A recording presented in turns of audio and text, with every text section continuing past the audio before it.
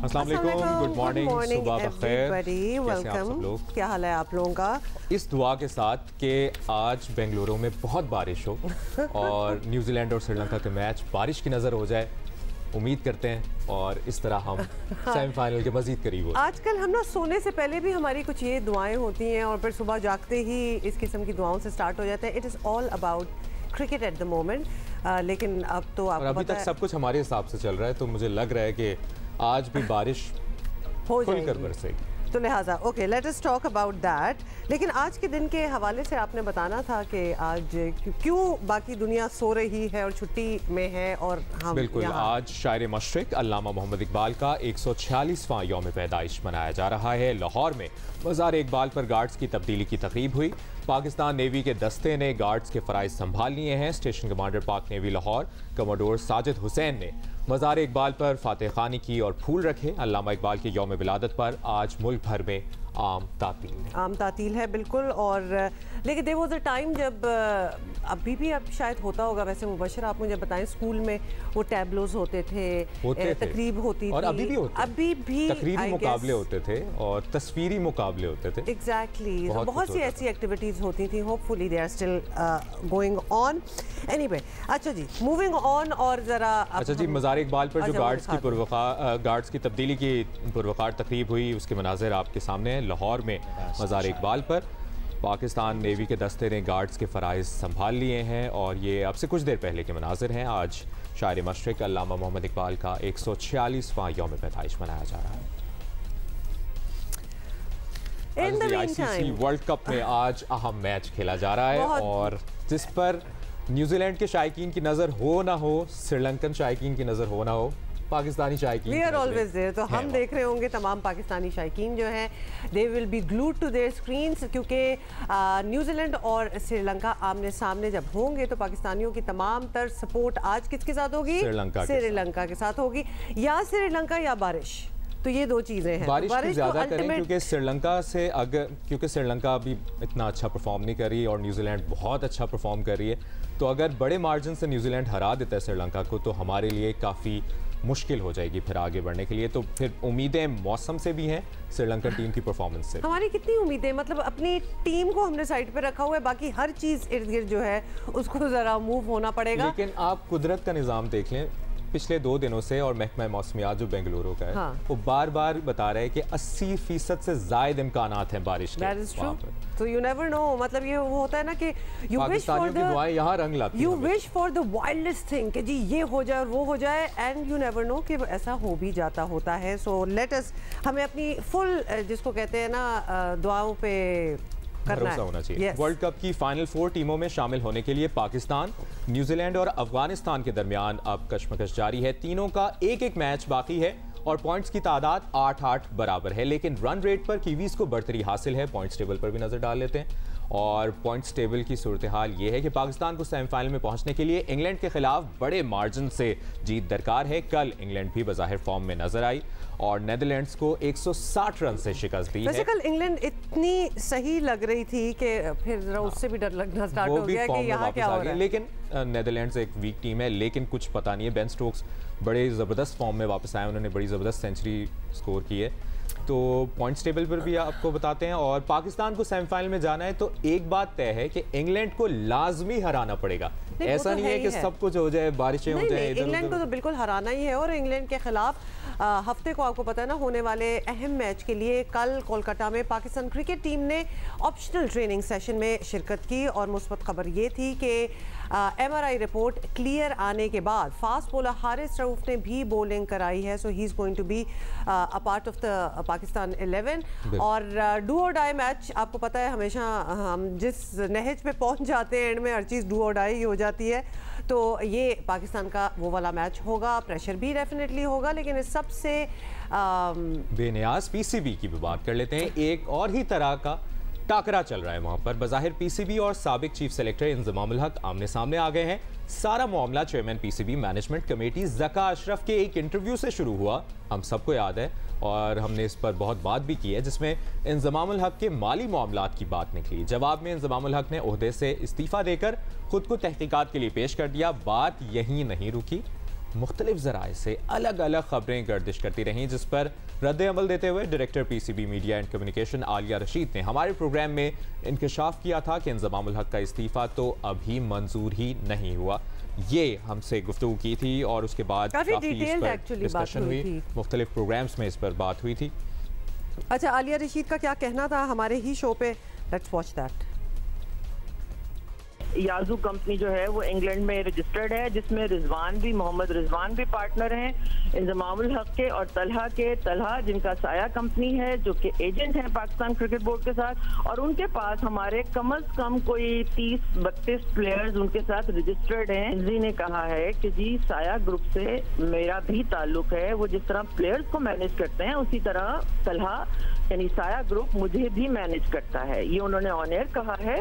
तो अभी डिजाइन जो है वो अप्रूव नहीं किया है पाकिस्तान क्रिकेट बोर्ड ने। उसकी वजह ये है कि पहले ये फैक्ट फाइंडिंग कमेटी सारे रिजल्ट लेके आएगी, सामने बताएगी कि क्या है क्या नहीं है।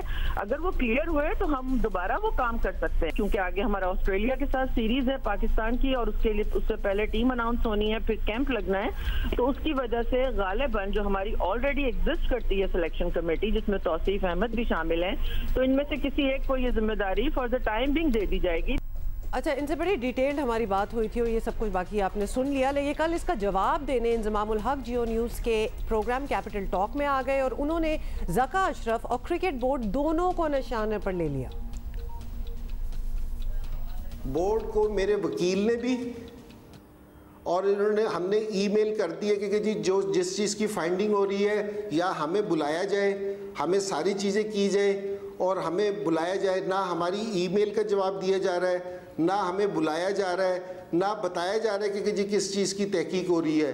और ये भी जो बता रहे हैं ना कि जी हमने तो ये कबूल ही नहीं किया, कि इनका रिज़ाइन कबूल ही नहीं किया, ये भी मुझे टीवी से पता चला है, बोर्ड वालों ने नहीं मुझे बताया। अच्छा, कि इन्होंने हाँ जी, बोर्ड वालों ने नहीं बताया, ये भी मुझे टीवी से पता चल रहा है। अच्छा, कि टीवी में आया है तो मुझे बताया कि जी इन्होंने कहा कि जी ये कर रहे हैं, तो वरना इनका कोई राब्ता नहीं है। और मैं आपसे जो कह रहा हूँ ना, बचने की कोशिश कर रहे हैं। अभी जिस तरह ये चेयरमैन आए थे कि जी पहले 4 महीने की उनको मिली थी, फिर अब ये सुनने में आया कि जी 3 महीने की मिली है।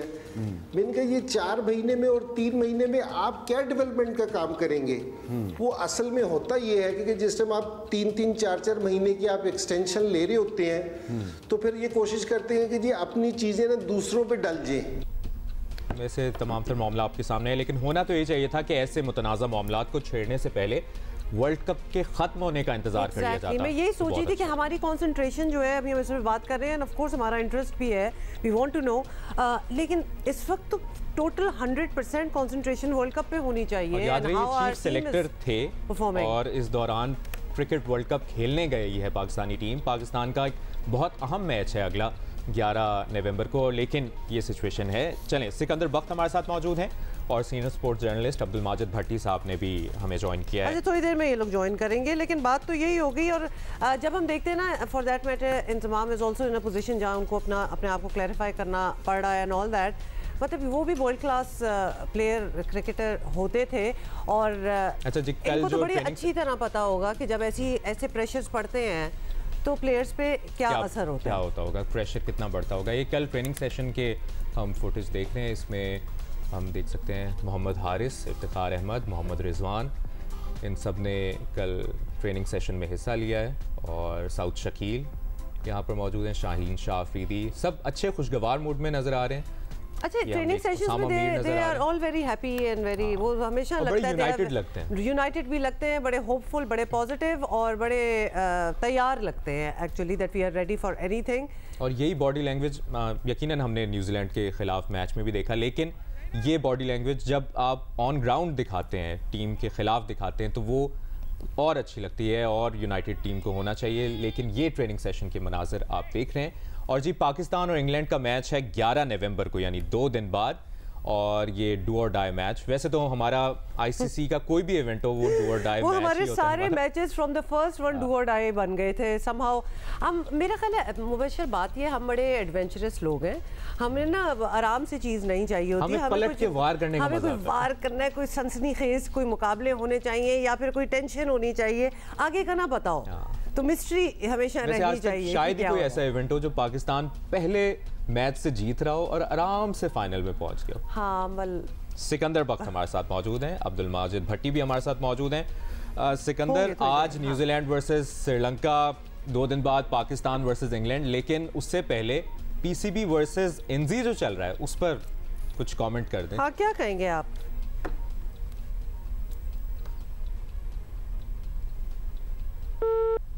सिकंदर से हम रब्ता करने की कोशिश करें और ये जानने की कोशिश करेंगे कि जो अब इंज़मामुल हक का कल बयान सामने आया और रात गए फिर इंज़मामुल हक का इस्तीफ़ा भी मंजूर कर लिया गया पीसीबी की जानिब से, और हम वही बात करें कि इस वक्त जो टेंशन चल रही है उसका यकीनन इम्पैक्ट जो टीम वहां पर है मौजूद उस पर पड़ रहा है। देखिए, वी होप नॉट उनका चीफ सेलेक्टर मुस्ताफी हो गया, उसका इस्तीफा कबूल हो गया। आइडियली थी, वी वुड होप कि ऐसा ना हो, और उनको भी पता है हमारी जो टीम वहां पहुंची हुई है। Okay Sikandar, can you here अस?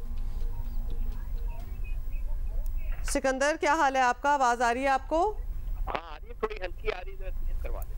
सिकंदर, बहुत दूर से आपकी बिल्कुल, हमें भी थोड़ी सी आपकी, हम कोशिश करेंगे कि आपकी आवाज एक दफा फिर ट्राई कर लें प्लीज सिकंदर को, क्योंकि हमें खुद कोई खास आवाज नहीं आ रही। बात कर रहे थे हुमा कि अगर हम, ये सोशल मीडिया का दौर है, हम सोच ही नहीं सकते कि क्रिकेट टीम पे कोई प्रेशर ही ना पड़े, इतने कमेंट्स आ रहे हैं, इतनी ट्वीट्स हो रही हैं और टीम चुप करके अपना मैच खेलती रही। उनका चीफ सेलेक्टर मुस्ताफी हो गया, फिर रात के इस्तीफा कबूल हो गया, तो ये पीसीबी वाली टेंशन और का उनको ये पता है, पड़ रहा होगा। और उनको ये पता है कि पाकिस्तान में, वो तो खैर इंडिया में बैठे हुए हैं, कि पाकिस्तान में इस वक्त टॉप ऑफ द हेड क्या बातें पीसीबी में क्या हो रही होंगी। It is not about them, it is about Inzi, it is about उनकी कारकर्दगी या फिर ये सारा जो केस चला हुआ है, मतलब सारी डिस्ट्रैक्शन हम इसको कहेंगे। सही। अच्छा, नुमाइंदा जियो न्यूज़ अतीकुर रहमान हमारे जो नुमाइंदे हैं जो वहाँ पर मौजूद हैं कोलकाता में भी, उन्होंने लेग स्पिनर उसामा मीर से गुफ्तगू की है और उसामा मीर के क्या जज्बात हैं आने वाले मैचेस के लिए, आइए देखते हैं।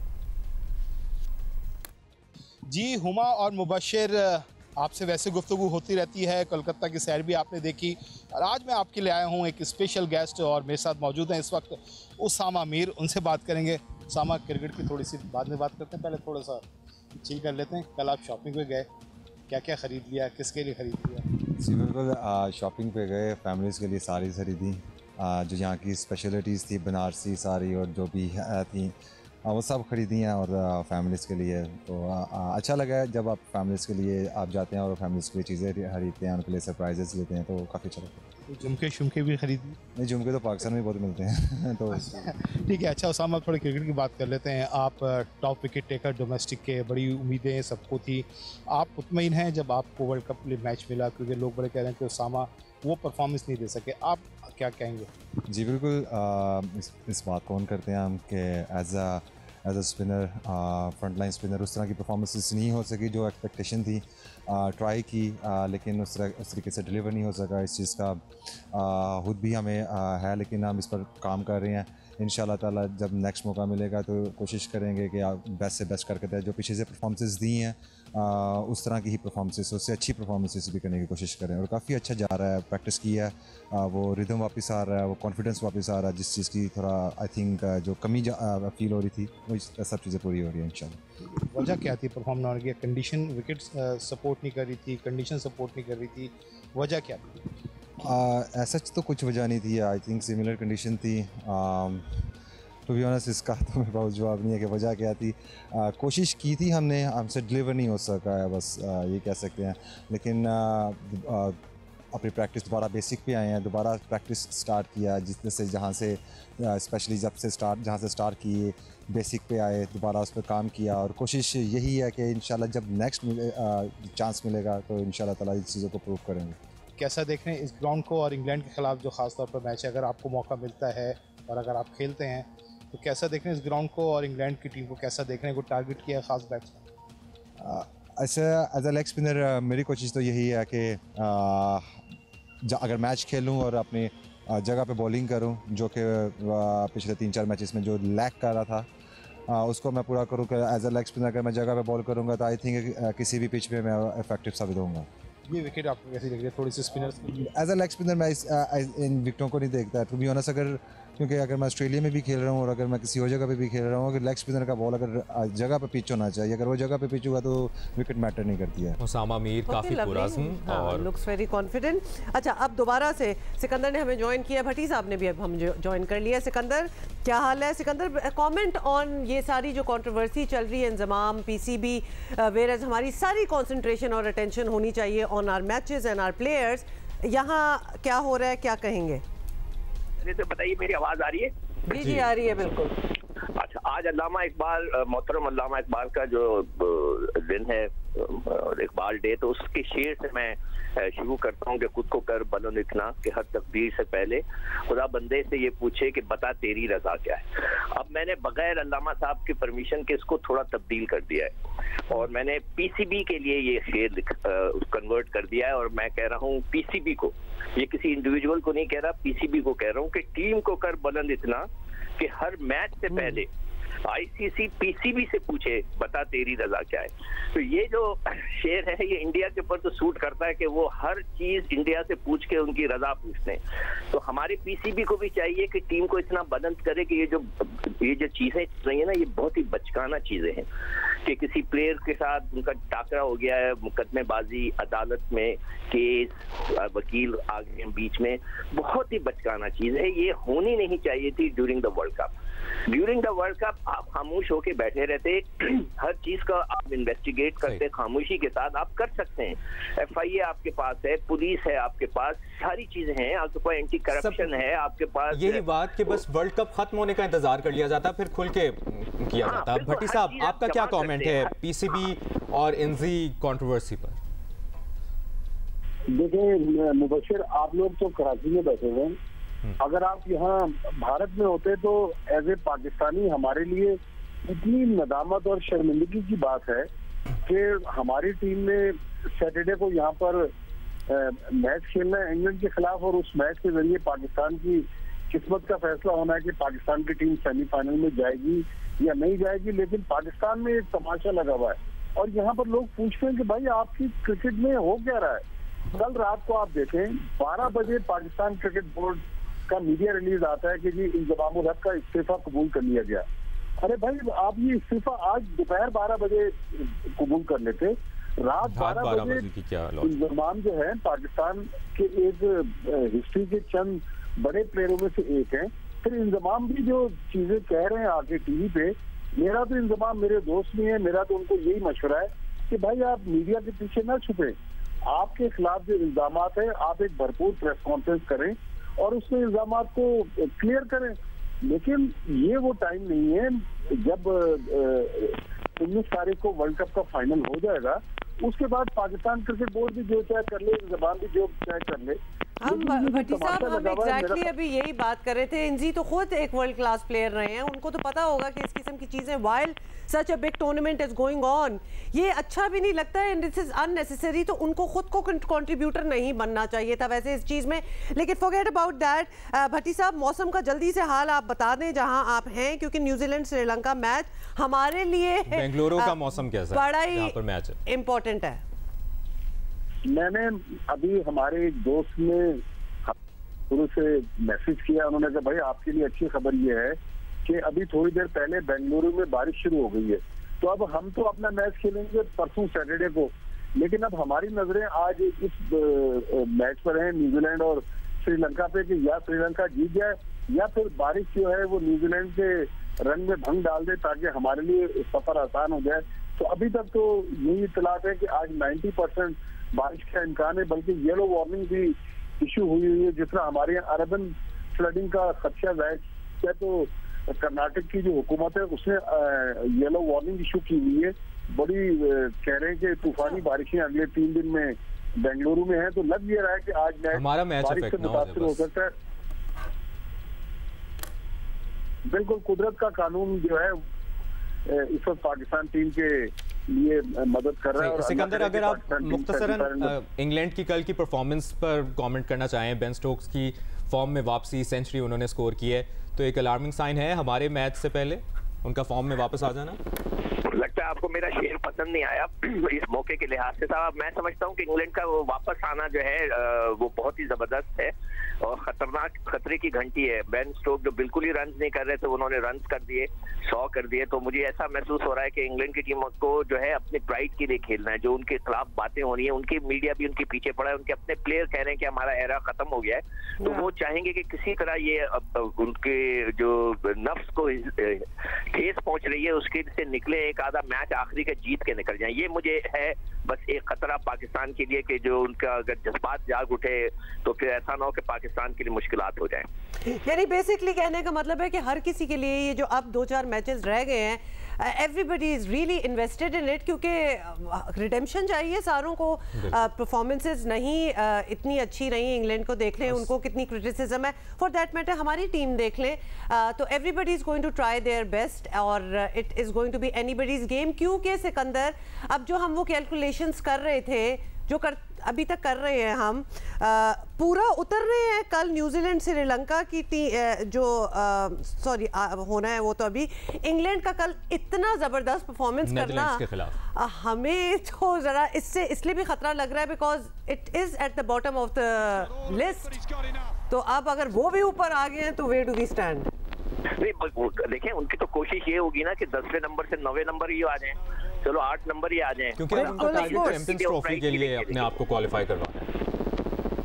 जी, उन्होंने क्वालिफाई तो नहीं कराना, मगर अपनी इज्जत के लिए तो खेलेंगे ना, कि लड़ेंगे कि ऊपर आ जाए किसी तरह। तो वो देखते हैं कल, वो मुझे लगता है कि जब पाकिस्तान से मैच होगा तो वो फुल स्विंग में होंगे। सही। अच्छा भट्टी साहब, अब ये जो पीसीबी की टेंशन चल रही है, इसका इम्पैक्ट खिलाड़ियों पर पड़ रहा है? खिलाड़ियों से आपकी बात हुई है? कोई टेंशन तो नहीं है ड्रेसिंग रूम में? देखें मुबशिर, खिलाड़ी तो इन हालात के लिए यूज टू होते हैं कि पाकिस्तान क्रिकेट में आपको पता है कि आए दिन कोई ना कोई कंट्रोवर्सी जो है वो जुड़ी रहती है। लेकिन बहरहाल जब साइडलाइन पे ये मामला चल रहे हों और ये भी बात हो रही है कि अब वर्ल्ड कप के बाद कोचेस को हटा दिया जाएगा, नए कोचेस ऑस्ट्रेलिया जाएंगे, सिलेक्शन कमेटी की तब्दीली की बात हो रही है। देखें, जो अफसोसनाक चीज है कि ये इस वक्त जो लड़ाई चल रही है, मुझे 2009 का वाकया याद आया कि अब्दुल कादिर मरहूम चीफ सेलेक्टर थे। जब टीम अनाउंस हुई उसके बाद मसला हुआ एजाज भट्ट से, उन्होंने रिजाइन कर दिया और उनकी टीम बाद में T20 वर्ल्ड कप जीत गई। अब इंजमामुल हक साहब ने इस्तीफा दे दिया, पीसीबी ने इस्तीफा मंजूर कर लिया। अल्लाह करे कि पाकिस्तान वर्ल्ड कप जीत जाए तो इंजमामुल हक तो चीफ सेलेक्टर नहीं होंगे, तो ये क्रेडिट और डिसक्रेडिट दूसरे लोग ले जाएंगे। मेरे ख्याल में टीम पे बहुत ज्यादा इसके असरात नहीं है, लेकिन ये चीजें इतने बड़े टूर्नामेंट के दौरान नहीं होनी चाहिए। यहाँ अगर आप किसी लोकल से बात करें, वो पाकिस्तान टीम के बजाय ये पूछता है, भाई आपके मुल्क में सब खैरियत है? महंगाई सुना बहुत है आपके मुल्क में, आपके मुल्क में क्रिकेट में बड़े लड़ाइयाँ चल रही हैं। तो एज ए पाकिस्तानी हमें फिर शर्मिंदगी होती है कि लोग हमारे बारे में नेगेटिव चीजों को हाईलाइट कर रहे होते हैं, लेकिन हम इसके जिम्मेदार हैं। भट्टी साहब, वी एग्री विद यू, हमें शर्मिंदगी ये होती है हमारे कोई टूर्नामेंट, कोई ऐसी इंपॉर्टेंट इवेंट्स जो होते हैं वो विदाउट एनी कंट्रोवर्सी क्यों नहीं हो सकते, because this wouldn't be the first time कि हम ये बात कर रहे हैं। जब माशाल्लाह हम किसी वर्ल्ड इवेंट में गए हैं तो पीछे कुछ ना कुछ बैगेज जरूर होता है जो साथ साथ हो रहा होता है। बहुत शुक्रिया माजिद भट्टी साहब, सिक्कू हमारे साथ मौजूद थे। और हुमा, इंग्लैंड की टीम डिफेंडिंग चैंपियन है, बहुत बुरा परफॉर्म किया, लेकिन इंग्लैंड का बोर्ड अभी तक खामोश है। ये और बड़ी हमारे बात माशाल्लाह देखें, टीम की इतनी बातें नहीं हो रही जितनी बोर्ड की इश्यूज की बातें होती हैं इधर। But in any case, Lahore समेत पंजाब के मुख्तलिफ शहरों में बाय द वे आपको पता ही है ना कि स्मॉग बहुत ज़्यादा है और स्मॉग की शिद्दत जो है वो बिल्कुल कायम है। दुनिया के आलूदा तरीन शहरों में माशाल्लाह लाहौर कल भी सरे फहरिस्त रहा और आज दूसरे नंबर पर है, पहले नंबर पर दिल्ली है। अच्छा जी, ये दिल्ली और लाहौर जो है ना वो आगे पीछे ही रहते हैं। फ़िज़ाई आलूदगी की वजह से लाहौर के अवाम को शदीद मुश्किलात का सामना है और स्मॉग से फैलने वाली बीमारियों में भी इजाफा देखा जा रहा है। ये तो it goes hand in hand. आज यौम इकबाल पर मुल्क भर में आम तातील है और आज से इतवार तक पंजाब के स्मॉग से मुतासरा अजला में स्मार्ट लॉकडाउन जो है वो लगाया जा रहा है। ना लॉकडाउन से हम हमेशा कोविड का सोचना स्टार्ट हो जाते हैं, लेकिन ये जो है ये भी बड़ी ख़तरनाक चीज़ है एक्चुअली। अच्छा जी, लाहौर समेत स्मॉग से मुतासरा पंजाब के अजला में 3 दिन की छुट्टी के दौरान सख्ती होगी। हुकूमत ने इस सिलसिले में दफ़ा 144 नाफिज कर दी है। शहरियों को घरों में रहने की ताकीद की गई है कि सब घरों में रहें। निगरां वज़ीर आला पंजाब मोहसिन नकवी ने कल गुफ्तगू की और कहा कि स्मॉग के हवाले से अगले 4 दिन बहुत अहम। अच्छा, इसी पे हम बात करेंगे। मिनिस्टर ट्रांसपोर्ट पंजाब इब्राहिम हसन मुराद हमारे साथ हैं। Thank you so much for joining us. अच्छा, ये अब बताइएगा कि पंजाब में हमने देखा है कि स्मॉग का मसला जो है वो हर साल की तरह इस साल भी आफत बनकर उतरा हुआ है और पंजाब हुकूमत का इस पर रद्द अमल ये है कि सब बंद कर दो, सड़कें खाली करवा दो, कारोबार जो है वो ठप रहे, स्कूल भी जो है वो बच्चे ना जाए, स्कूलों पे ताले लगे रहें। तो ये बड़े सख्त इक़दामात हैं और हालात इतने ही ख़राब हैं। अभी तक हमने क्यों नहीं कुछ परमानेंट सोल्यूशन किया या फिर समथिंग बेटर देन दिस कि सब कुछ बंद कर दो? देखें, जब सीरियस लेवल की सिचुएशन हो तो सीरियस लेवल के मेजर्स लेने पड़ते हैं और गवर्नमेंट जो है उसने बड़ा केयरफुली वीकली स्मॉग की सिचुएशन को मॉनिटर किया है। चीफ मिनिस्टर पंजाब ने कैबिनेट कमेटी ऑन स्मॉग की एवरी अदर वीक एक मीटिंग रखी है और हमने पूरी सिचुएशन देखी है कि किस तरह इंडिया से ये जो स्टबल बर्निंग हुई है और जो विंड की डायरेक्शन ईस्ट टू वेस्ट आई है उससे हमारे जो शहर हैं इनमें पोल्यूशन फैली है। हमारा जो पंजाब है इसके अंदर प्राइमरली अगर आप देखें तो सिर्फ 5 से 6 अजला हैं जिनके अंदर लॉकडाउन जो है स्मार्ट लॉकडाउन को इन्फोर्स किया गया है और जितनी इसेंशियल आइटम्स हैं, जो एसेंशियल सेक्टर्स हैं, इनको बिल्कुल कोई हमने टच नहीं किया और ये इंशाल्लाह ऑपरेट करते रहेंगे। तो आप देखें कि जब सिचुएशन इस लेवल पे पहुंच जाए कि 400 पे AQI आ जाए और आपके बस से बाहर हो तो आपको सीरियस मेजर्स लेने पड़ते हैं और ये आप देखेंगे कि इंशाल्लाह 4 डेज़ के अंदर एक बहुत बड़ा लिटमस टेस्ट होगा और AQI जब ये ड्रॉप करेगा तो हमें आइडिया हो जाएगा कि किस तरह जो है इस स्मॉग लॉकडाउन ने फ़र्क लाया और वर्क किया। यानी sort of an experiment also कि देखते हैं कि क्या होता है अगले 4 दिन। इब्राहिम साहब, ये भी बता दें कि हुकूमत ने स्मार्ट लॉकडाउन टाइप जो प्लान बनाया है जिस पर आप बात भी कर रहे हैं, इस पर शहरियों से अमल दरामद कैसे करवाया जाएगा, खासतौर पर ट्रांसपोर्ट वाले इशू पर? देखिए, इसमें लॉकडाउन के साथ साथ जो एक सीरियस मेजर लिया गया है वो है सेक्शन 144 और सेक्शन 144 ये पब्लिक इसमें अवेयर है कि आप बिल्कुल आपकी मूवमेंट रिस्ट्रिक्ट हो जाती है, आप अननेसेसरी ट्रैवल नहीं कर सकते। तो इसके अंदर आप देखेंगे कि जब मूवमेंट लो होगी और 70% जो कंट्रीब्यूटर पोल्यूशन का ट्रांसपोर्ट का सेक्टर है तो इनकी जब मूवमेंट लो होगी तो आप ऑटोमेटिकली देखेंगे कि AQI के अंदर भी डिक्रीज आएगा। हमारी बदकिस्मती से ऑब्वियसली जितनी ट्रांसपोर्ट है, जो मोटरसाइकिल हैं, चिंची रिक्शे हैं, ये बहुत ज़्यादा पोल्यूशन इमिट करते हैं, पब्लिक ट्रांसपोर्ट। तो एक तो ये है कि ऑब्वियसली आप अपग्रेडेशन की तरफ जाएं, आप कहें कि हम सारी मोटरसाइकिल्स को, रिक्शास को, बसेस को इलेक्ट्रिक की तरफ जा रहे हैं और नंबर 2 जो शॉर्ट टर्म मेजर हम ले सकते हैं वो ये है कि फिलहाल इब्राहिम हसन साहब, बहुत बहुत शुक्रिया आपके वक्त के लिए। अच्छा जी, कुछ दिन बाद यानी 14 नवंबर को ताज संभालने के बाद बरतानिया के शाह चार्ल्स की पहली सालगिरह होगी और तय किया गया है कि इस इवेंट को एक ऐसी मुहिम के नाम किया जाएगा जिसके लिए शाह चार्ल्स ने ज़ाती हैसियत में बहुत काम किया, विच इज़ एक्चुअली एनवायरनमेंट। तो मेरी बात हुई deputy high commissioner of UK सारा मुनी से। Thank you so much for joining us and being back in the studio. Some pressing concerns for Pakistan that we thought that, we'll talk about them, especially regarding the devastating floods that Pakistan suffered in 2022, and UK obviously pledged to work with Pakistan and improve Pakistan's climate resilience. Could you give us an overview of what all went on? Yes, I arrived here actually in August last year at the same time as the floods, and I don't think anyone could have predicted just how devastating they were, particularly in Sindh, Baluchistan, southern Punjab. So we actually acted pretty quickly to bring in early humanitarian aid for the people in the flooded areas. But since then, I think the scale of the need in Pakistan for climate resilience has become more and more apparent. That's right. One of the areas specifically relating to the floods where we've actually invested and prioritised is around education and building climate change resilience in education. The number of children who are impacted by the floods and the number of children who haven't gone back to school since the flood, particularly girls. As it is, that's very challenging in Pakistan, and just to lose everything in those floods. It was awful. True. So our approach now has been sort of climate pehle, which is putting our climate change resilience at the centre of all our engagements now in Pakistan. And this partnership we hope will grow over the coming years. Certainly we will double the amount of investment we put into Pakistan climate resilience in the next year from what we did this year. Well, I hope that works out. We would like to know more about the use of innovative technology, because we do understand there are some practices that are being adopted around the world, and especially in the UK as well. And those are areas where we could learn something from one another. So we've actually been in partnership on this very area with LUMS and with the Worldwide Fund for Nature to develop an early warning system for forest fires, and we've been piloting this in Pakistan.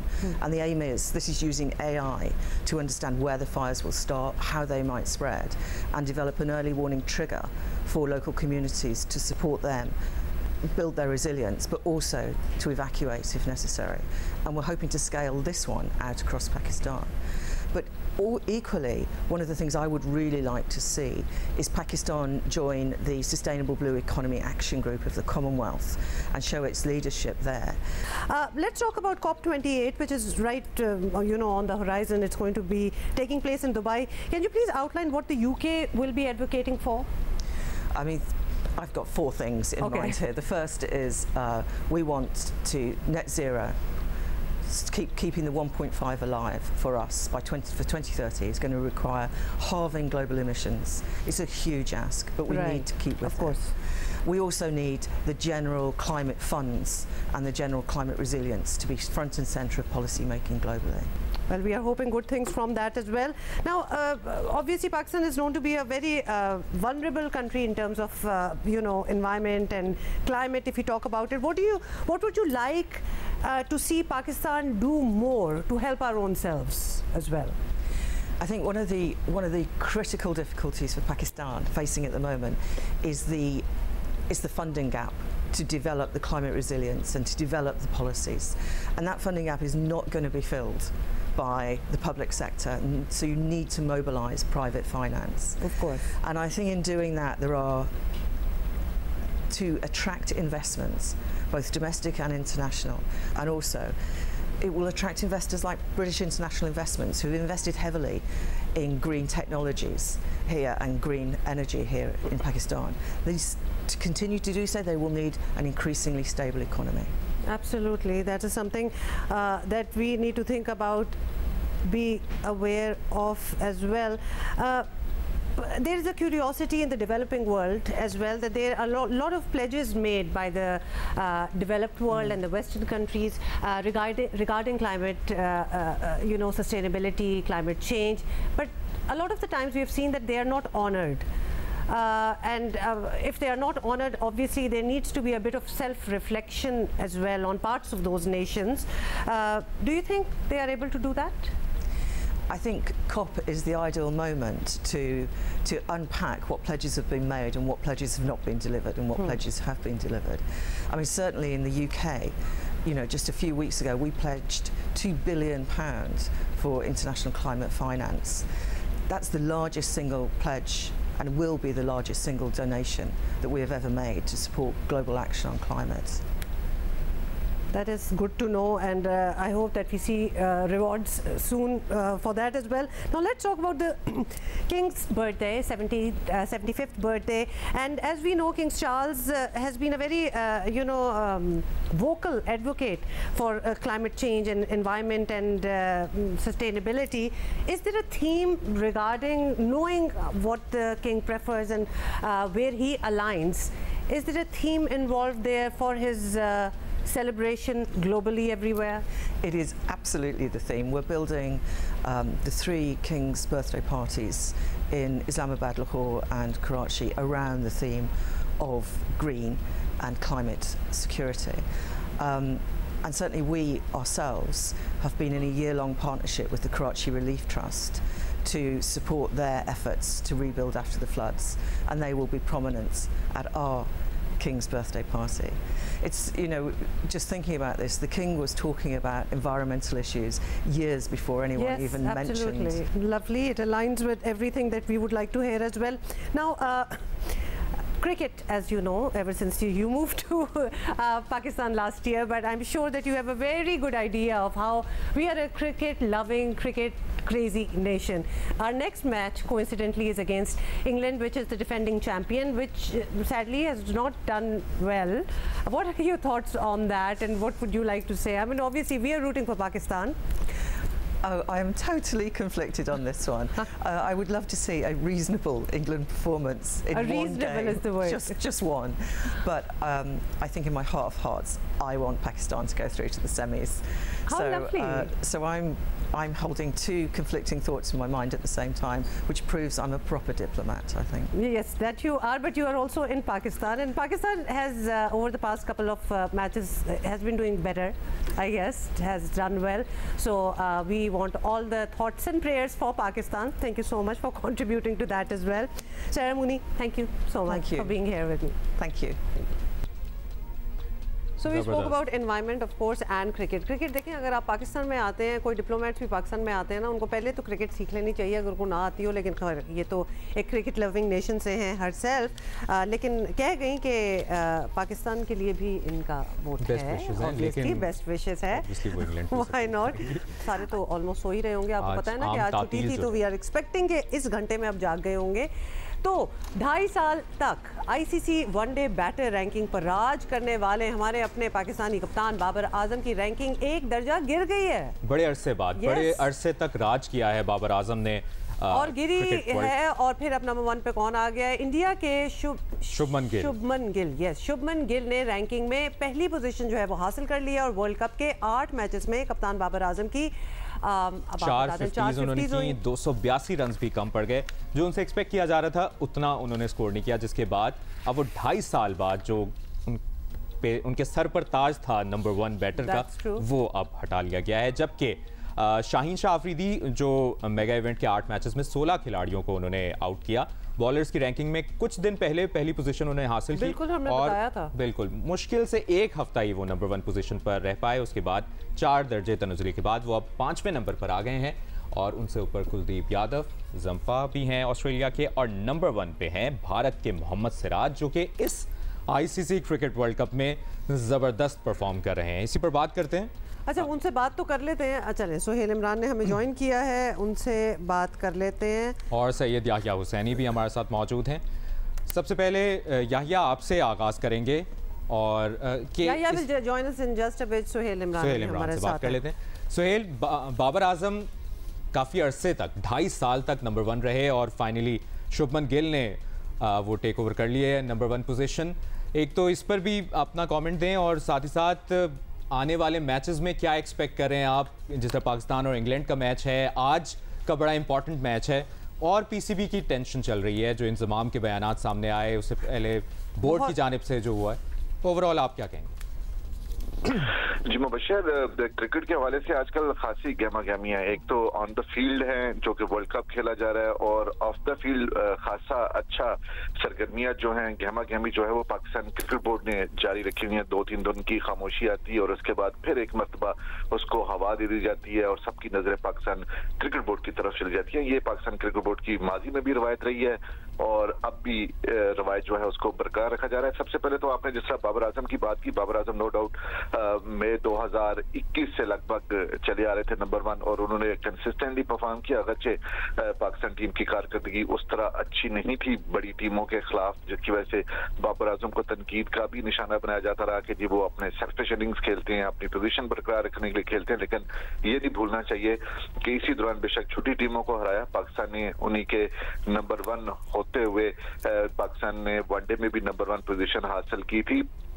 जो शुभमन गिल हैं वो पिछले 6-8 महीने से बड़ा tough time दे रहे थे, बहुत ही करीब जा रहे थे बाबर आजम के साथ, कंसिस्टेंटली परफॉर्म कर रहे थे. इस वर्ल्ड कप में भी शुरू में डेंगू की वजह से उन्होंने कुछ मैचेस जो हैं वो मिस भी किए, लेकिन उसके बाद जिस तरह वो वापस आए और उन्होंने कंसिस्टेंटली परफॉर्म किया, और जो थोड़ा सा, लेकिन अब हम उम्मीद करते हैं कि बाबर आजम अगले मैचेस में दोबारा परफॉर्म करें और अच्छा परफॉर्म करें, हम वर्ल्ड कप फाइनल भी खेलें और जीतें और दोबारा नंबर 1 पे आ जाएं. अच्छा, वापस आ जाएं लाहौर में. क्या चल रहा है? जो कल रात इंजमामुल हक का इस्तीफ़ा भी कबूल हो गया है, इंजमाम का जो बयान चला टीवी इंटरव्यू कैपिटल टॉक में, तो अभी पीसीबी में क्या चल रहा है? सोहेल, बात ये है कि हमारी अटेंशन जो है ना वो मैचेस और प्ले से हट के थोड़ी सी पीसीबी पे आ गई है, which should never be the case. Why should इतनी खबरें, इतनी कंट्रोवर्सी बोर्ड से क्यों आती है? हुमा और मुबशर में ये बात आपसे पिछले हफ्ते भी हुई थी कि जिस तरह की पाकिस्तान क्रिकेट बोर्ड ने अपनी पॉलिसी रखी हुई है, जिस तरह की स्टेटमेंट्स आती हैं, इस तरह की आनी नहीं चाहिए थी इस वर्ल्ड कप के दौरान, जबकि पाकिस्तान टीम मेगा इवेंट में खेल भी रही है और अब उसके सेमीफाइनल में पहुंचने के बड़े कभी इम्कानात पैदा हो चुके हुए हैं। लेकिन इस दौरान पाकिस्तान क्रिकेट बोर्ड ने अपनी उसी रवायत को जारी रखा हुआ है। 2-3 रोज पहले एक्सटेंशन के मामले के ऊपर कुछ देर पहले तस्दीक की जाती है कि जी एक्सटेंशन नहीं मिली, ठीक 10 या 15 मिनट के बाद कह दिया जाता है कि जी हमें एक्सटेंशन मिल गई है, आगे हम काम जारी रखेंगे। इसी तरह इंजमामुल हक के साथ जो कंट्रोवर्सी हुई थी या जो उन्होंने इस्तीफा दिया था कन्फ्लिक्ट ऑफ इंटरेस्ट के मामले के ऊपर, वो 30 अक्टूबर की बात है। और उसी दौरान जब पाकिस्तान क्रिकेट बोर्ड अपनी प्रेस रिलीज जारी कर रहा था कि जी 5 रुकनी कमेटी तश्कील दी गई है जो फैक्ट फाइंडिंग करेगी, उसी दौरान इंजमामुल हक टीवी के ऊपर जाकर अपना जो मौक़िफ़ है वो पेश करते हैं। उसके बाद एक मरतबा फिर इंजमामुल हक ने अपना धड़ल्ले के साथ अपना एक मौका पेश किया, जो कुछ भी उनको सूरत हाल थी वो किया। गुज़िश्ता रोज जब कैपिटल टॉक में हामिद मीर साहब के साथ उन्होंने बात की, डेफिनेटली उन्होंने सच्चाई के ऊपर जो हकीकत थी वो बयान की थी और कुछ सख्त बातें भी की थी उन्होंने और तनकीद भी की थी मैनेजमेंट कमेटी के सरबराह ज़का अशरफ के ऊपर। और लगता यह है कि पाकिस्तान क्रिकेट बोर्ड ने जो कि इंजमामुल हक के मौक़िफ़ के ऊपर उनका ये कहना था कि जी हमने तो उनका इस्तीफा इसलिए कबूल नहीं किया, वो एक बड़े खिलाड़ी हैं और इस्तीफा अभी तहकीकात जारी हैं। और इंजमामुल हक ने खुद कहा था कि वो अगर इल्जामात से बरी हो जाते हैं तो वो अपना कंटिन्यू करेंगे। लेकिन कुछ ही घंटों के बाद लगता है कि जो उन्होंने एक इंजमामुल हक ने इंटरव्यू में कुछ सख्त बातें की थी कि जी मैनेजमेंट कमेटी जो है वो अपनी एक्सटेंशन के लिए खुद को बचाने की कोशिश करती है और सारे का सारा बुरी परफॉर्मेंस का मलबा जो है वो कप्तान और चीफ सेलेक्टर के ऊपर डाल दिया था। तो लगता है इस तरह की जो बातें थी वो कुछ अच्छी नहीं लगी। और कुछ देर पहले जो क्रिकेट बोर्ड ये कह रहा था कि इंजमामुल हक डेवलपमेंट में बड़ा अच्छा काम कर सकते हैं, इंजमामुल हक हमारे बड़े अच्छे क्रिकेटर हैं, ऐसा ही था। उसके बाद 3 घंटे बाद आप इस्तीफा कबूल कर लेते हैं उनका। जी जी बिल्कुल, क्योंकि आलिया रशीद साहिबा हमारे ही शो पे सुबह कह रही थी कि अभी तो अंडर इन्वेस्टिगेशन है, कोई हमने इस्तीफा कबूल नहीं किया, और रात को फिर ऐसी खबर आ जाती है। या आप क्या कहेंगे इस हवाले से? मतलब क्योंकि Inzamam has been a world class player, बड़ा रिस्पेक्ट है उनका इन क्रिकेट लविंग सर्कल्स। हमें इस बात की भी समझ नहीं आई, एक कॉन्फ्लिक्ट ऑफ इंटरेस्ट ऑलरेडी था, तो वो अपॉइंट ही क्यों हुए थे इस पोजीशन पे? या फिर उनको भी ऑल क्लियर जिसको कहते हैं कि सारी डिस्क्लेमर्स दे के आना चाहिए था कि भाई इन चीज़ों के साथ मैं इन्वॉल्व हूँ and yet I can give my services as chief selector as well. तो आपको लगता है he didn't come out clean जब उनकी अपॉइंटमेंट हो भी रही थी? हुमा, इसमें कोई शक नहीं है कि इंजमामुल हक एक बड़े खिलाड़ी हैं, 92 वर्ल्ड कप के सेमीफाइनल के हीरो हैं और उन्होंने जो टीम सेलेक्ट की थी 2017 में सरफराज अहमद विकेट कीपर की क़यादत में पाकिस्तान चैंपियंस ट्रॉफी जीता, ये उनके पॉजिटिव है। एक बैट्समैन की हैसियत से 94 में कराची टेस्ट उन्होंने पाकिस्तान को 1 विकेट से जिताया और आखिरी विकेट पर मुश्ताक के साथ पार्टनरशिप की। ये और बहुत सारी चीजें उनके क्रेडिट पर मौजूद हैं जिससे आप इनकार नहीं कर सकते। बट तस्वीर का दूसरा रुख ये है कि वो एक अच्छे क्रिकेटर थे, हैं और रहेंगे, बट बतौर एडमिनिस्ट्रेटर उनके बहुत ज्यादा लूप होल्स हैं जिससे आप बिल्कुल पहलू सही नहीं कर सकते। आपने बहुत अच्छी बात की कि जब क्रिकेट बोर्ड में आप आए थे तो आपको अपने ग्रे एरियाज को कवर करना चाहिए था, लेकिन अफसोस के साथ मुझे ये कहना पड़ता है कि क्रिकेट बोर्ड जब किसी को नौकरी देता है तो क्रिकेट बोर्ड को ये नहीं पता होता कि वो उससे काम क्या लेगा, और जो क्रिकेटर बोर्ड के अंदर काम करने जाता है उसको ये नहीं पता होता कि वो काम क्या करेगा। इंजमामुल हक के हवाले से जो कुछ भी पेशरफ्त हुई है गुज़िश्ता 2 हफ्तों के दौरान, क्रिकेट बोर्ड का कैटेगोरिकली ये कहना है कि भाई जो कुछ हुआ सोशल मीडिया पर, मीडिया में खबरें आई, उसके बाद हमने इंजमामुल हक के सामने ये सवाल रखा कि आप इन बातों के जवाब दे दीजिए कि आप प्लेयर कंपनी को ओन करते हैं। तो इंजमामुल हक साहब के लिए 5 रुकनी कमेटी बनाई गई। होना तो ये चाहिए था कि इंजमामुल हक साहब जो है उस सोशल मीडिया के वेरीफाई अकाउंट को जो है वो लीगल नोटिस देते हैं या उन अखबारात से सवाल करते हैं कि भाई मेरे बारे में आपने ये खबरें दी हैं, उनसे आप क्लीन चिट लेकर आते, बोर्ड को देते, बात खत्म हो जाती। लेकिन इंजमामुल हक साहब ने इस्तीफा दिया और वो इस तमाम प्रोसेस से अलग हो गए। लेकिन इस दौरान इल्जामात जब लगे थे इल्जाम, तो वो उन्होंने इल्जामात को मुस्तरद कर दिया और कुछ दिनों बाद फिर एक्सेप्ट भी कर लिया। तो ये तो 2-3 साल का मामला था, ये जो कंपनी और शेयर होल्डर वाला मामला है। अ लॉट ऑफ क्वार्टर्स से कि ये कोई इतनी कोई छुपी हुई बात भी नहीं थी, सबको पता ही था। मतलब फाइन शायद इन्होंने वो फुल डिस्क्लोजर जिसकी हम बात कर रहे हैं नहीं दिया होगा, but this was not a big secret either. इतना हैरानकुन होके फिर इल्जामात को मुस्तरद कर देना। बात दरअसल ये है कि 6 साल पहले जब इंजमामुल हक नजम अजीज सेठी की सरबराही में काम करने वाले क्रिकेट बोर्ड में बतौर चीफ सेलेक्टर आए थे, तब भी ये तैला रहमानी जो है, जो कि साया ग्रुप ओन करते हैं, वो इंजमामुल हक के मैनेजर थे। तब भी ये बात हो रही थी कि मखसूस प्लेयर पाकिस्तान टीम में आते हैं। लेकिन ज़का अशरफ ने जो बात की है, उन्होंने बबांगे दाहल ये बात की, उन्होंने यहाँ तक कह दिया कि जो वर्ल्ड कप 2023 की टीम सेलेक्ट हुई है, आई थिंक ये इंजमामुल हक ने नहीं बल्कि तला रहमानी ने सेलेक्ट किया। इससे कोई बड़ी बात हो नहीं सकती। दूसरी बात, ये राइटिंग ऑन द वॉल चीज है।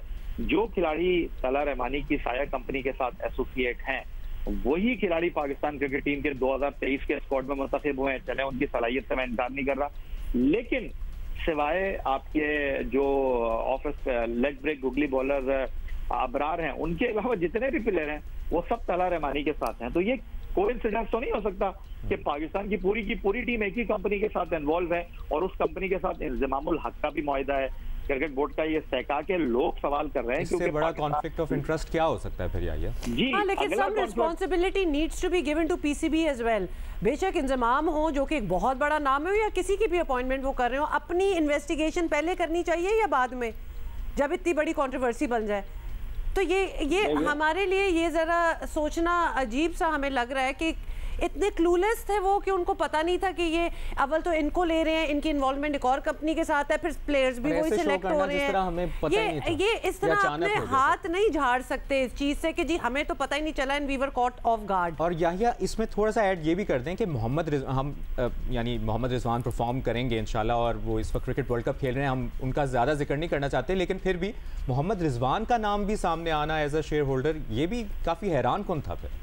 देखिए मुबशिर, बात बहुत क्लियर है, और वो बात क्लियर ये है कि जब खिलाड़ी और बोर्ड के दरमियान तनाज़ा पैदा हुआ सेंट्रल कॉन्ट्रैक्ट को लेकर, तो क्रिकेट बोर्ड के लिए जो है वो ब्रिज का रोल प्ले किया खिलाड़ियों और क्रिकेट बोर्ड के दरमियान।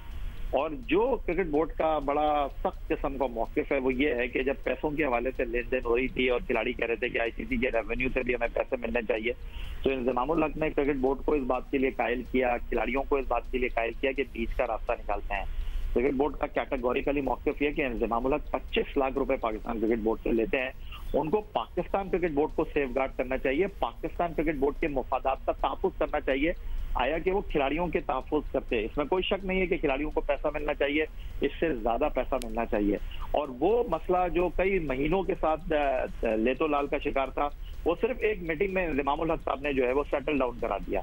उसके बाद फिर ये सवाल उठा कि भाई इसमें तो इंजमामुल हक साहब उसी कंपनी के साथ हैं जिसके साथ खिलाड़ी भी हैं, तो डेफिनेटली उस कंपनी को भी फायदा होगा। दूसरा सवाल, जहां आप रिजवान की बात कर रहे हैं, देखिए रिजवान इस टीम के विकेट कीपर हैं, कोई शक नहीं है, लेकिन इंजमामुल हक चीफ सिलेक्टर है, इसलिए कॉन्फ्लिक्ट ऑफ इंटरेस्ट है।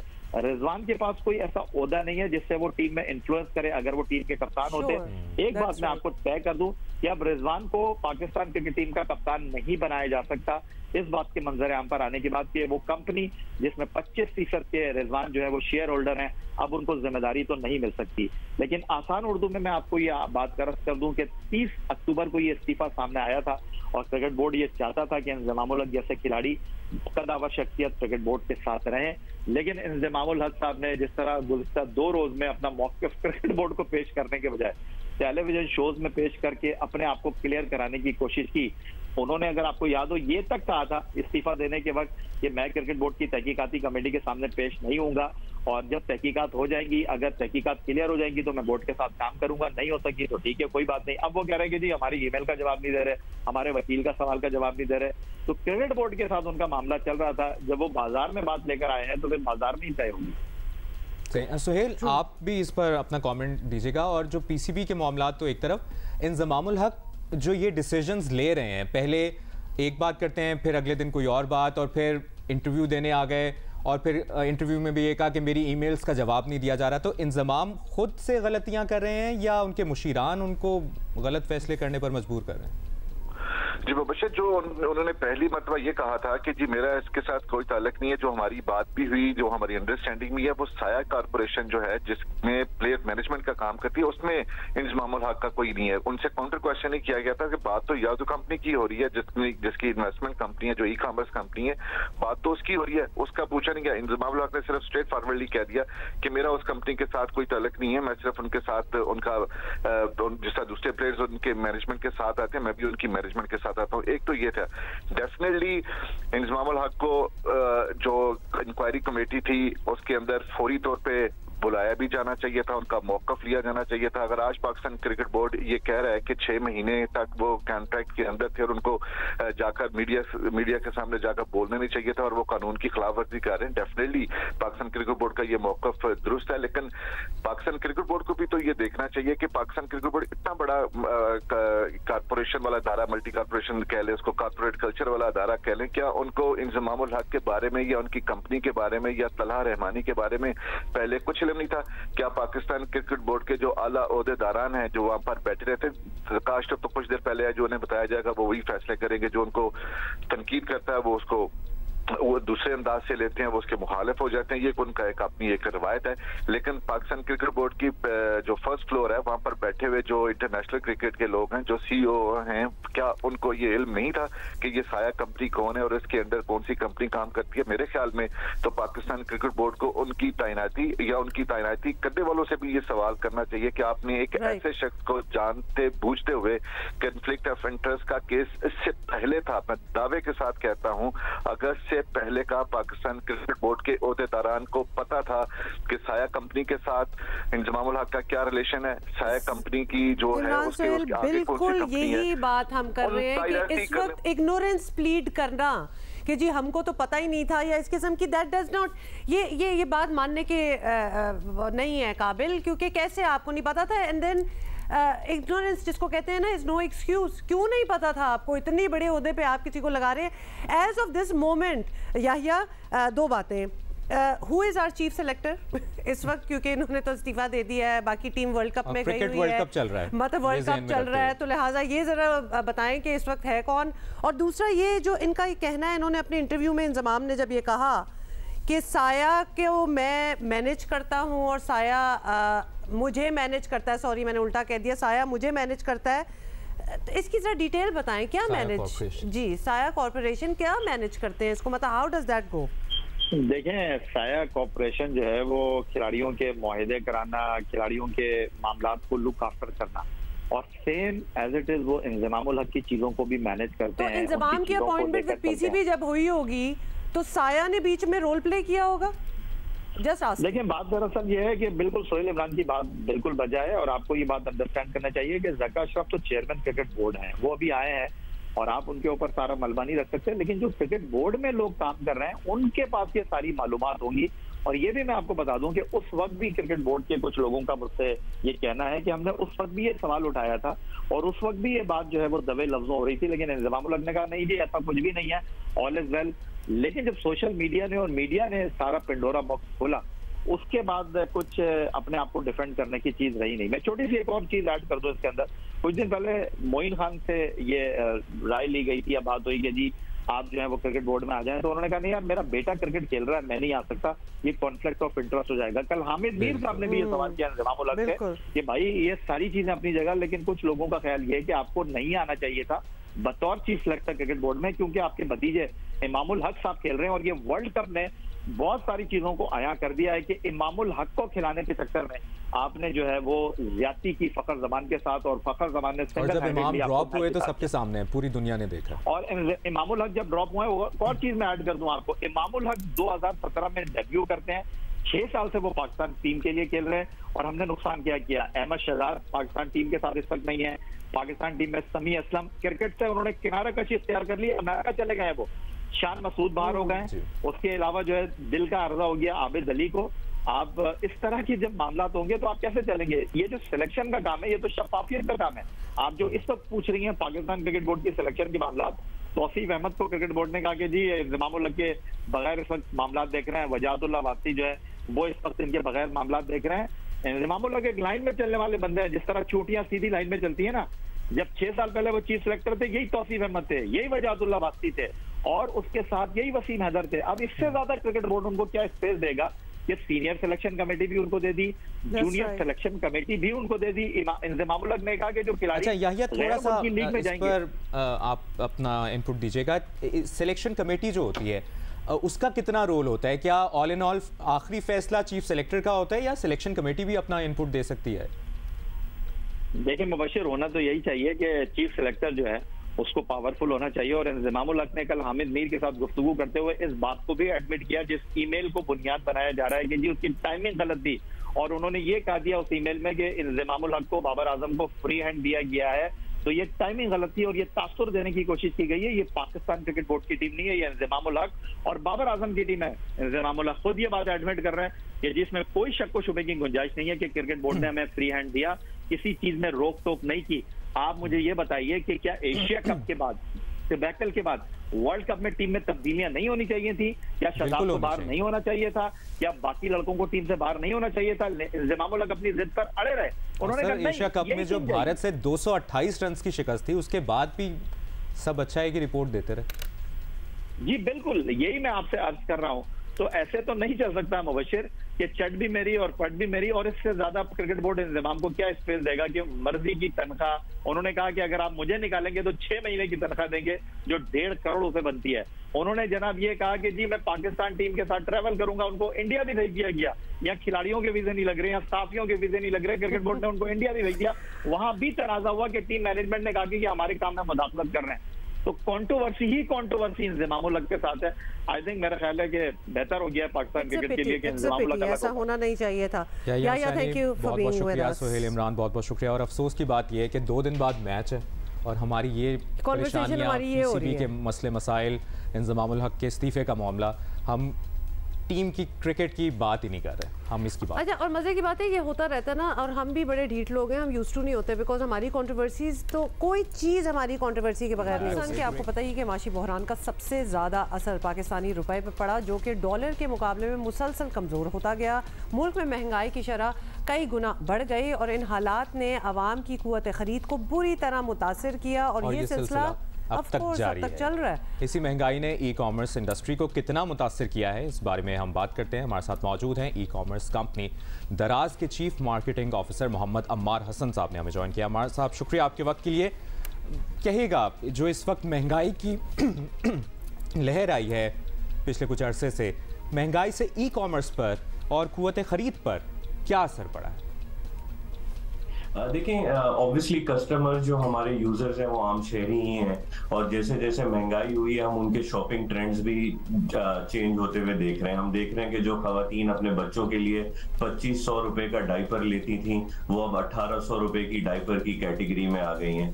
बहुत सारे लोग ऑफ सीजन शॉपिंग भी कर रहे हैं कि अभी सर्दियां शुरू हो गई हैं लेकिन फिर भी लोग एसी खरीद रहे हैं ताकि सस्ता मिल जाए। 1.5 टन के एसी की डिमांड अब 1 टन के अंदर ट्रांसफर हो रही है और अब 1.25 टन के भी एसी आ रहे हैं। तो इस तरह से जो बाइंग बिहेवियर्स हैं वो महंगाई की वजह से आवाम के चेंज हो रहे हैं। जी अच्छा, जो एसी ले रहे थे ले तो अभी भी एसी ही रहे हैं, तो कुव्वत खरीद में थोड़ा सा डेंट ही पड़ा होगा। अदरवाइज मेरा आपकी सारी रिसर्च और ट्रेंड्स जो आप देखते हैं ऐसी भी होती हैं। फॉर एन इंस्टेंस एसी से पंखे पे आ गए हों बिकॉज महंगाई इतनी बढ़ गई है कि अब तो लोगों के लिए एक विशफुल थिंकिंग लगती है बहुत सी चीज़ें लेना जो पहले ले लेते थे। तो सही कह रही है। हमने देखा है कि हमारे जो जैसे आप बता रही हैं एसी की ट्रेंड में भी लोग अब एयर कूलर्स के अंदर आ गए। बड़ी रीसेंट ट्रेंड हम देख रहे हैं जहाँ पे लोग इन्वर्टर पंखे ले रहे हैं क्योंकि बिजली के बिल इतने ज्यादा हो गए हैं और अगर आपने पंखे इन्वर्टर कर लिए तो उससे भी बिजली का बिल बचता है। तो बिल्कुल आप सही कह रही हैं, ऐसे ही ट्रेंड देखने को तो ई कॉमर्स इंडस्ट्री को कितना मुतासर किया है इस महंगाई ने? देखिए, ई कॉमर्स इंडस्ट्री तो ईयर ऑन ईयर 30% ग्रो कर रही है क्योंकि बहुत सारे लोग कम कीमत लेने की वजह से ऑनलाइन शिफ्ट हो रहे हैं। क्योंकि बाजार के अंदर आपको पता है अगर आपकी एक आउटलेट है उधर बिजली का बिल, लोगों की सैलरी, तो ओवरहेड कॉस्ट ज्यादा होती है। जी अच्छा, तो किस तरह अट्रैक्ट कर रहे हैं? What's the new model? Naturally आप लोगों को भी साथ साथ ही मूव होना है, महंगाई तो है, अब सारों के लिए एक जैसी है। So what incentives do you give people कि वो अभी भी आके, वरना ये होता है ना कि बहुत सी चीज़ों की ज़रूरत नहीं है तो अब नहीं लेंगे क्योंकि महंगाई इतनी है, जो लेना होगा वो खुद ही जाके मार्केट में देख लेंगे, सस्ती तरीन जिस तरह भी अपने आप को सेटल किया जा सकता है, एक बजट में किया जा सकता है। What are you offering to the customers कि वो अभी भी उसी तरह ही शॉप करें?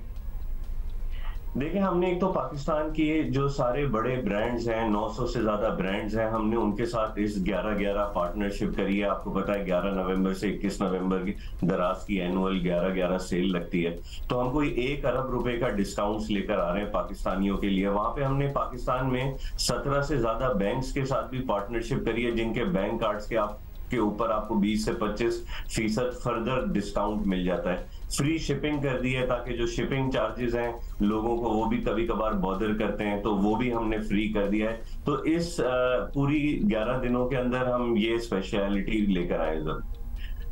Okay, that is very good कि ये सारी चीज़ें हो रही हैं। दराज के chief marketing officer Mohammad Ammar Hasan sahab हमारे साथ मौजूद थे। आपके वक्त का बहुत बहुत शुक्रिया।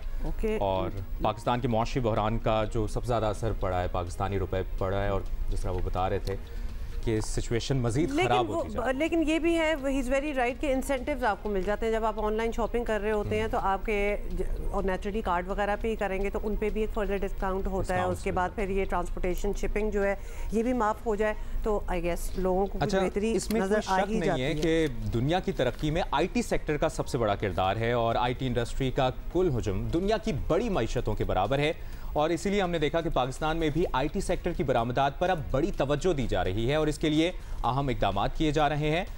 डिस्ट्रप्ट 92 के नाम से अहम कदम उठाया गया है, जिसका मकसद मुल्क के आईटी सेक्टर को न सिर्फ एक नई सतह पर ले जाना है बल्कि ज़्यादा से ज़्यादा ख़वातीन को आईटी मार्केट ज्वाइन करने की तरगीब भी देनी है। बिल्कुल, और इस पर हमने मज़ीद बात करने के लिए हमारे साथ मौजूद है जहां आरा, जो के CEO हैं catalyst labs, and also she has been organizing 92 disrupt, जिसके काफ़ी जो हैं साल अब गुजर चुके हैं। सो बहुत सी बातें हैं इनके साथ करने के लिए। जहां Ara, thank you so much for coming to our show. बहुत सी बातें हैं वैसे तो हम पूछ सकते हैं, ख़ास तौर पे किस तरह हम पाकिस्तान को एट पार ला सकते हैं with the rest of the world, क्योंकि हमने देखा है कि हमारे नेबरिंग रीजन में ही चलें देख लें तो आईटी इंडस्ट्री जो है वो कहीं फोल्ड जो है वो आगे जा चुकी है, but not so much for Pakistan. तो कहाँ कमी रहेगी ये बता दें और we'll take it from there. देखिए, 92 डिस्ट्रप्ट बेसिकली इसका मिशन यही है कि यंग लोग जो इस मुल्क में अपनी बिजनेसेस शुरू कर रहे हैं, टेक्नोलॉजी का तो इंटीग्रेशन अब देयर इज़ नो क्वेश्चन, इसलिए कि जो भी बिज़नेस आप शुरू करेंगे उसमें आप टेक्नोलॉजी चाहे मार्केटिंग के लिए इस्तेमाल करें, चाहे वो प्रोडक्ट बनाने के लिए करें या सर्विसेज ऑफर करने के लिए करें, तो आप आईटी हर चीज़ में है, हुकूमत चलाने में भी हर चीज़ में। स्टार्टअप्स जो हैं वो छोटे बिजनेसेस होते हैं मगर वो स्केल बहुत जल्दी कर लेते हैं। अगर वो बिज़नेस मॉडल उनका ठीक हो तो बहुत जल्दी स्केल कर देते हैं। तो 92 डिस्ट्रप्ट का मिशन ये है, let's bring all these voices together, जो लोग काम कर रहे हैं, अच्छा काम कर रहे हैं पूरे पाकिस्तान में, और उसके बारे में बात करें। तो नॉलेज शेयरिंग भी हो, उसमें ये हो कि लोग बताएं कि हम क्या कर रहे हैं, एक दूसरे से मिलें, इन्वेस्टर्स भी आते हैं वहाँ। तो one part of 92 disrupt is called office hours, जहाँ 1-on-1 मीटिंग्स हम अरेंज करते हैं मैच मेक करके इन्वेस्टर को स्टार्टअप फाउंडर के साथ, जिसमें अगर वो फाउंडर पैसे उसको रिक्वायर्ड हैं तो वो इन्वेस्टर से 1-on-1 मीटिंग करके ये बताए कि उसका बिजनेस मॉडल क्या है। सेकंड पार्ट इज़, आप देखें हमारे यहाँ इतने लोग हैं जिनकी नॉलेज इतनी डीप है और कुछ उनमें से बाहर से भी पढ़ के आए हैं, चाहे वो स्टैनफोर्ड हो, MIT हो, हर जगह से। उनकी नॉलेज यहाँ पे एप्लीकेबल पाकिस्तान में बहुत है और यहाँ उन्होंने बिजनेसेस स्टार्ट किए हैं, उनको ग्रो किया है, बाहर एक्सपोर्ट भी कर रहे हैं, लोकल एम्प्लॉयमेंट भी प्रोवाइड कर रहे हैं। उनसे सुनना बहुत ज़रूरी है। हम ये देखते हैं कि कॉन्फ्रेंसेस तो बहुत होती हैं पाकिस्तान में, मगर इन लोगों को टारगेट करने के लिए बहुत कम होती हैं, तो हम इनको सबको जमा कर लेते हैं। और आप अगर देखें तो हमारे जो कंटेंट है वो बहुत इंटरेस्टिंग है, because it's not about tech, it's about tech integration with everything. तो एक हमारा म्यूज़िक का पैनल है, उसमें we have brought together Khan FM, Faisal Kapadia, Natasha Beg, Taha Ji, to talk about the business of music and how they are using technology to make sure that business of music goes beyond borders. अच्छा, अभी तक जो public feedback आया है, जो reaction सामने आया है, आप लोगों ने जो टारगेट सेट किया हुआ था वो अचीव हो गया है आपके ख्याल में? तो तकरीबन 1000 लोग आ रहे हैं इस कॉन्फ्रेंस में। 2 दिन की कॉन्फ्रेंस है, वो भी वीकेंड पे। तो लोग सैटरडे और संडे अपने जो है वो इस कॉन्फ्रेंस में स्पेंड करेंगे, ये बहुत अच्छा साइन है। इन्फ्लुएंसर्स भी आ रहे हैं, स्टार्टअप फाउंडर्स भी आ रहे हैं, स्टूडेंट्स की भी बहुत डिमांड थी, मगर हम ज़रा लिमिट करते हैं 100 स्टूडेंट्स पे। देखें, इकोनॉमी बहुत बुरे हाल में है, ले ऑफ्स भी हुए हैं, तो कुछ प्रोफेशनल्स ऐसे हैं जो अपनी बिजनेस स्टार्ट करना चाहते हैं। तो ऐसे प्रोफेशनल्स भी आ रहे हैं ये देखने के लिए कि क्या अपॉर्चुनिटीज़ हैं, कोलैबोरेशन की अपॉर्चुनिटी है। अगर हमें बिजनेस स्टार्ट करनी है तो उसमें टिप्स एंड ट्रिक्स उनको सीखनी है। अच्छा, हर साल ऑब्वियसली ये 92 डिस्टरप्ट होता है, हर साल it becomes bigger and better. Themes किस तरह डिसाइड करते हैं? क्या उस टाइम के जो प्रेसिंग इश्यूज होंगे, जैसे क्लाइमेट की बहुत बात हो रही है, एनवायरनमेंट की बहुत बात हो रही है, मेडिकल प्रैक्टिसेस की बात होती है, AI की बात होती है, so how are you going to decide कि इस साल के इस कॉन्फ्रेंस में, इस डिस्टरप्ट 92 में क्या क्या डिस्कस होगा? बिल्कुल, जैसे एग्री टेक पे है, आजकल एग्रीकल्चर और टेक्नोलॉजी की कॉम्बिनेशन में बहुत चीज़ें हो रही हैं। फिर सस्टेनेबिलिटी, क्लाइमेट चेंज है, उस पर भी टॉक है। मेडिकल एरिया में तो हमेशा, चाहे वो एजुकेशन टेक्नोलॉजी हो या हेल्थ केयर टेक्नोलॉजी हो, ये हमारे यहाँ काफ़ी इसकी प्रेसिंग नीड है, तो इस पे डिस्कशंस हो रहे हैं। इसमें यंग लोग मुख्तलिफ तरीके से रिमोटली हेल्थ केयर प्रोवाइड कर रहे हैं, रिमोटली जो है एजुकेशन प्रोवाइड कर रहे हैं ऑनलाइन थ्रू स्मार्टफोन्स। ये सब हाईलाइट करना हमारा काम है और हम कर भी रहे हैं। तो हम लोग कम बोलते हैं, मगर ऐसे लोगों को बुलाते हैं जो ये काम कर रहे हैं, उनको उनके ऊपर स्पॉटलाइट। अच्छा, ये भी बता दें जो अटेंड करना चाहते हैं, because people would be very interested, तो क्या वो पार्टिसिपेंट्स जिन्होंने करना था वो रजिस्टर कर चुके हैं, अभी भी कर सकते हैं? इसकी कोई डिटेल लीजिए। ज़्यादातर तो मेरे ख्याल में, मैं तो आज कह रही थी अपनी टीम से कि क्लोज़ कर दें, मगर वो इतने एक्साइटेड हैं कि कह रहे हैं नहीं अभी थोड़ी देर और रुक जाएं, थोड़ी देर और रुक जाएं। तो 92disrupt.com पे एजेंडा पूरा है, उस पर अगर जाके अगर टिकट ख़रीदना है टिकट ख़रीद लें। और रिमोटली देखने के लिए हाँ, बाद में हम कंटेंट शायद अपलोड कर दें, मगर इस वक्त हम लाइव स्ट्रीम नहीं करेंगे, इसलिए कि we want people to engage. शुक्रिया आपका जहां आरा साहिबा, आपने हमें वक्त दिया। अच्छा, I have been to this as well, I was one of the speakers last year. बहुत ही देखा ना आपने, तो एक बड़ी अच्छी जगह है नेटवर्किंग करने के लिए, मिलने के लिए, आइडियाज फ्लोट करने के लिए। तो इफ यू आर जबरदस्त एक्सपीरियंस होता होगा जो लोग यहाँ पर जाते होंगे, बहुत कुछ सीखने का मौका। Absolutely, so if you are in the field, aspiration है आपकी, आप जरूर जाएं, इसको जरूर अटेंड करें। गजा की सूरत हाल पर हम बात करते हैं। गजा के महसूर फ़लस्तीनियों के खिलाफ इसराइल के जंगी जराइम रुकने का नाम नहीं ले रहे। गजा के जबालिया कैंप पर इसराइली हमले में मजीद 30 फ़लस्तीनी शहीद हो गए हैं। अस्पताल के करीब एक गाड़ी में 19 फ़लस्तीनियों को निशाना बनाया गया। खान यूनुस में घर पर हमले में भी 10 फ़लस्तीनी शहीद हुए। और गजा में 3 दिन की जंगबंदी के लिए अब कतर की सालिसी में हमास इसराइल मुज़ाकरात हुए हैं। और खबर एजेंसी ये रिपोर्ट कर रहा है कि 6 अमरीकियों समेत 12 यरगमालियों के बदले 3 रोज़ा जंगबंदी पर बातचीत जारी है। और आपको ये भी बताएं कि इजराइल का दावा है कि शुमाली गजा का कंट्रोल हमास के हाथ से निकल गया है। ताहम हमास का कहना है कि इजराइल के खिलाफ मुज़ाहमती कार्रवाइयाँ जो हैं वो जारी रहेंगी। गजा में 7 अक्टूबर से आपको पता ही है कि जारी इजरायली दहशतगर्दी में शहीद फ़लस्तीन की तादाद 10,600 के करीब जी रोज़ बढ़ती है। Every day it has been going up. फ़लस्तीनी वज़ारत सेहत के मुताबिक फ़लस्तीनी शोहदा में 4,324 सिर्फ बच्चों की ये बात हो रही है। 2,823 खवातीन शामिल हैं। इसी पे ज़रा मज़ीद हम सुनना चाहते हैं कि एक्चुअली ऑन द ग्राउंड वहाँ क्या हो रहा है। और खालिद बदीर हमें बता रहे हैं, रिपोर्टर हैं अलकत नबलुस से। उनसे हमने पूछा कि हमें ज़रा अपना आंखों देखा हाल at present what is going on, तो उन्होंने हमें ये बताया। 33 days of war against Gaza. Israelis keep bombarding Gaza from sea, air and the ground.